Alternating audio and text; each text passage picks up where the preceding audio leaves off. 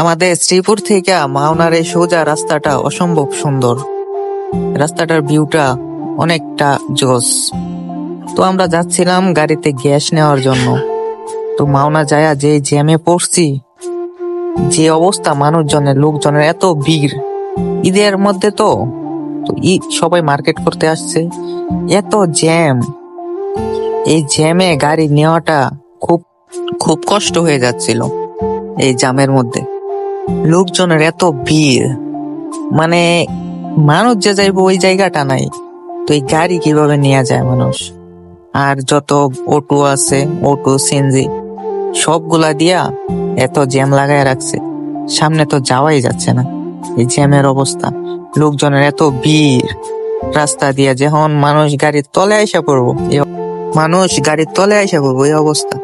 যাক, কিছুটা জ্যাম ছুটছে, তো সামনে আগাই যাচ্ছি। সামনে যাইতে থাকি, যাইতে যাইতে সামনে অনেকটাই আসছি, অনেকটা আগায় গেছি। তো তাও জ্যাম ছুটে না, প্রায় ঘন্টা খানিক জ্যামে পইরা ছিলাম।